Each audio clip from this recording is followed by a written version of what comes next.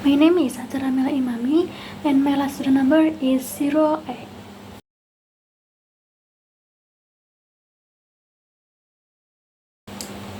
Good morning. Today I as the government team strongly reject the motion this House would reject the TNI law in Indonesia due to a threat to civilians due to its dangerous implications for civilian supremacy, democracy, and governance in Indonesia.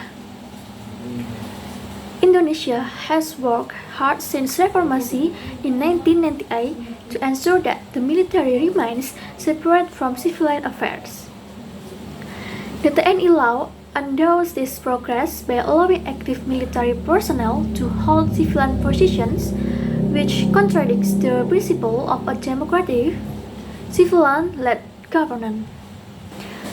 For this reason, I will present the arguments. One of the fundamental pillars of democracy is civilian supremacy over the military. The reform movement in 1998 aimed to separate the military from political and civilian affairs due to its history of excessive power and interference in governance. This new law reverses those reforms by allowing active military personnel to take civilian positions, blurring the lines between civilian authority and military control. Why is this dangerous? Because history has shown that when the military gains unchecked influence, democracy suffers. We can look at countries like Myanmar and Thailand, where excessive military involvement in civilian affairs has led to military coups, suppression of civilian rights, and long-term political instability.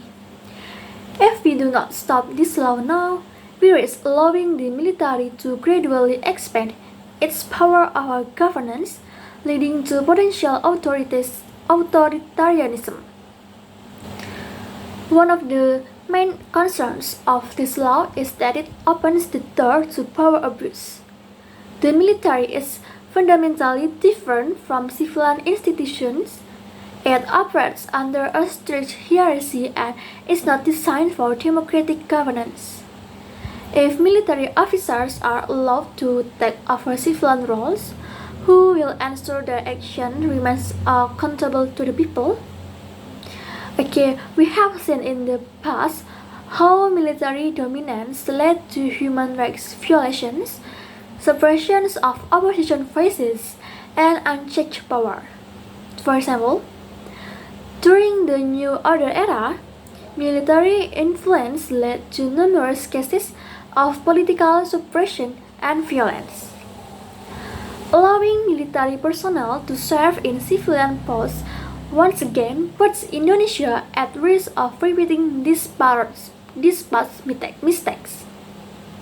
Additionally, the military has a different chain of command from civilian institutions. If military officers are placed in key governance roles, will they prioritize democratic decision-making, or will they prioritize the chain of command from the military leadership? This is an alarming question that remains unanswered.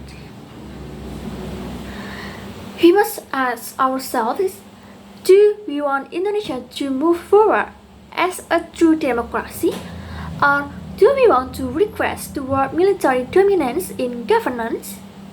If we pass this law, we are signaling to the world that Indonesia is taking a step backward from democracy. Look at democratic nations such as Germany and Japan. They have strict limitations on military involvement in civilian governance to ensure that their military remains focused on defense rather than politics.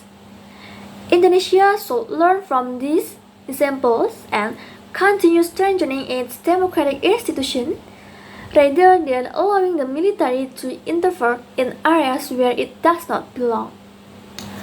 Furthermore, national security should not be an excuse for expanding military roles into civilian governance.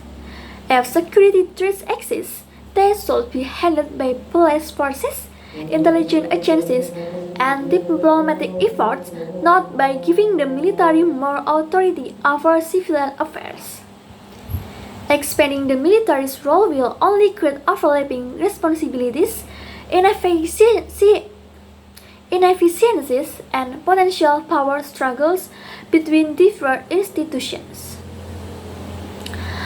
To summarize, I reject the TNI law because it threatens civilian supremacy, it increases the risk of power abuse, and contradicts the principles of democracy. If this law is passed, we will see history repeat itself, where military figures gain excessive influence in governance and weaken democratic accountability.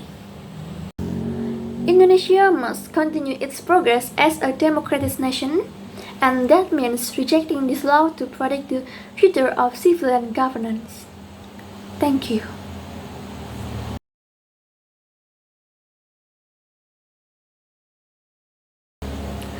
Good morning.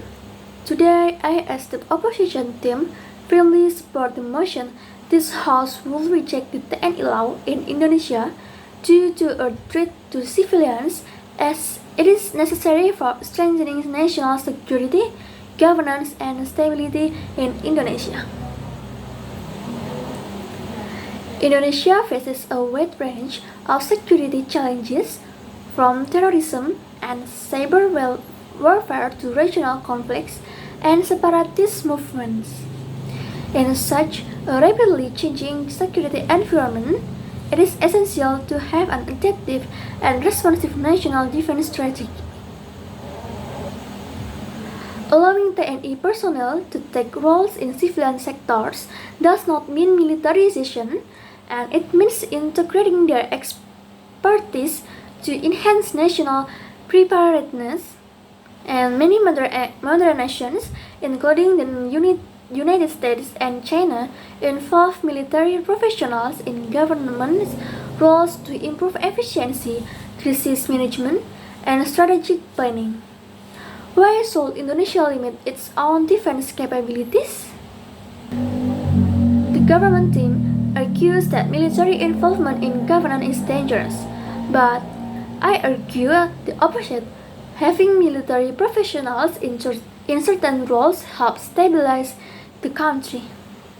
For example, in border areas and conflict-prone regions like Papua, TNI officers have played a crucial role in maintaining order and preventing violence. This law ensures that TNI expertise is utilized where it is needed most. The assumption that the military is incapable of contributing to civilian sectors is false. TNI personnel have valuable skills in logistics, disaster response, cybersecurity, and national defense planning, all of which can significantly benefit Indonesia's government. For instance, TNI forces have been actively involved in disaster relief efforts, such as during earthquakes and tsunamis. Their efficiency, discipline, and logistical expertise have saved countless lives. If this law allows more structured collaboration between the military and civilian institutions, why should we reject such a beneficial partnership? One of the biggest concerns raised by the government team is the risk of military power abuse. However, Indonesia already has legal mechanisms and democratic institutions in place to ensure proper oversight. Unlike the past, today's military operates under a transparent system where any form of misconduct can be addressed through legal channels. The government team assumes that Indonesia will repeat its past mistakes, but we have already moved forward with stronger institutions, independent media, and active civil society organizations to hold the military accountable. Instead of rejecting this law out of fear, we should strengthen oversight mechanisms to ensure that any potential misconduct is addressed appropriately. Rejecting this law entirely would mean ignoring the benefits that military professionals can bring governance. Okay, to summarize, I support the TNI law because it strengthens national security, improves governance through military expertise, and does not pose a significant threat to democracy if proper oversight is implemented. Indonesia also needs a balanced and pragmatic approach to governance, and one that recognizes the value of TNI professionals while maintaining democratic accountability. Instead of rejecting this law, let's make it work in a way that benefits the nation. This is for me. Thank you.